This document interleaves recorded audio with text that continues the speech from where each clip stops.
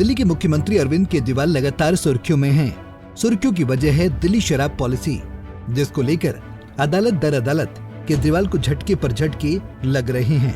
मंगलवार को अरविंद केजरीवाल को ऐसा ही झटका दिल्ली हाई कोर्ट से लगा, जब कोर्ट ने गिरफ्तारी और रिमांड को अवैध बताने वाली याचिका खारिज कर दी। इधर जैसे ही याचिका खारिज हुई, ठीक वैसे ही केजरीवाल ने सुप्रीम कोर्ट का रुख कर लिया और तत्काल सुनवाई की मांग की। केजरीवाल ने दिल्ली हाई कोर्ट के फैसले को देश की सर्वोच्च अदालत में चुनौती दी।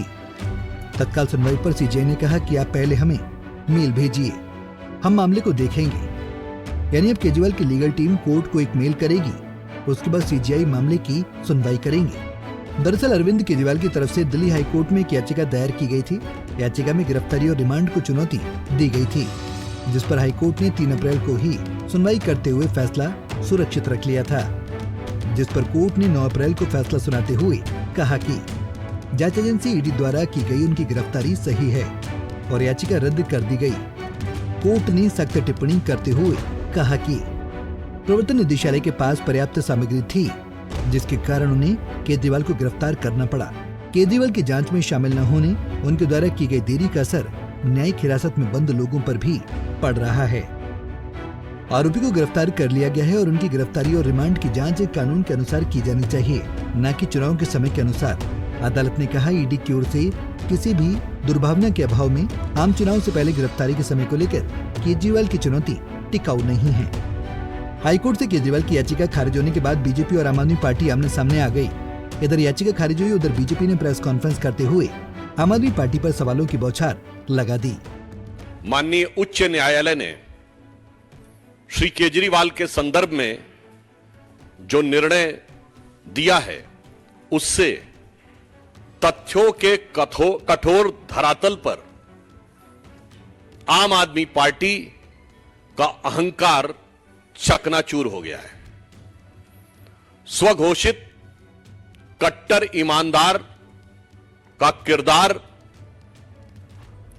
धारदार तथ्यों के साथ पूरी तरह तार तार हो गया है। यह सामान्य बात नहीं है।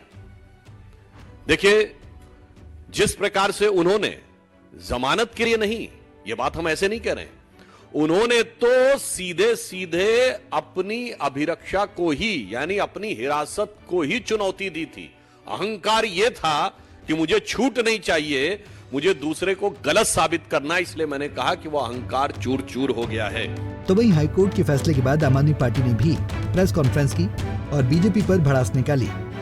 आप नेता सौरभ भारद्वाज ने प्रेस कॉन्फ्रेंस करते हुए हाईकोर्ट के फैसले से असहमति जता दी।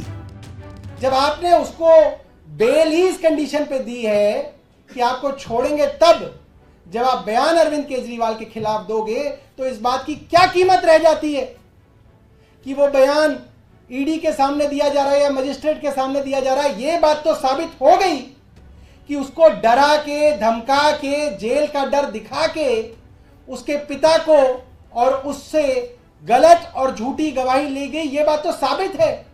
इसमें क्या बचा है?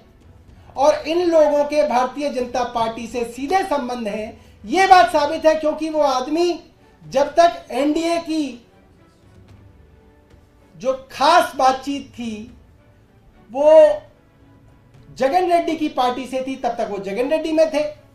जब एनडीए से बातचीत टीडीपी की शुरू हो गई, तो अब वो टीडीपी में आ गए और उनको टीडीपी से टिकट मिल गई। ये बात तो बिल्कुल साफ साफ है। आज जो फैसला हाई कोर्ट का आया है, कोर्ट है, कोर्ट के इंस्टीट्यूशन है, इंस्टीट्यूशन का हम सम्मान करते हैं और हम सम्मान पूर्वक ये कहना चाहते हैं कि हम इस फैसले से सहमत नहीं है। कल दिल्ली हाई कोर्ट से झटका लगा, तो वहीं आज दिल्ली की राउज एवेन्यू कोर्ट से अरविंद केजरीवाल की एक याचिका खारिज कर दी गई, जिसमें वकीलों से मिलने के लिए वक्त बढ़ाने की मांग की गई थी। अब हफ्ते में 2 दिन केजरीवाल वकील से मिल सकेंगे। दिल्ली शराब घोटाले को लेकर बीजेपी शुरू से ही आपके खिलाफ हल्ला बोले हुए है। आज दिल्ली में केजरीवाल के इस्तीफे को लेकर बीजेपी ने आप दफ्तर पर जमकर प्रदर्शन किया। हाथ में केजरीवाल के इस्तीफे का बैनर लेकर बीजेपी कार्यकर्ताओं ने केजरीवाल के इस्तीफे की मांग की। बहरहाल अरविंद केजरीवाल की गिरफ्तारी और रिमांड से जुड़ा मामला सुप्रीम कोर्ट में है। देखना होगा देश की सर्वोच्च अदालत से केजरीवाल को राहत मिलती है या फिर हाईकोर्ट का फैसला बरकरार रहेगा? Bureau report, Punjab Kesari TV. हमसे जुड़े रहने के लिए हमारे YouTube चैनल को सब्सक्राइब करें और नई वीडियो की नोटिफिकेशन के लिए बेल आइकॉन को दबाएं।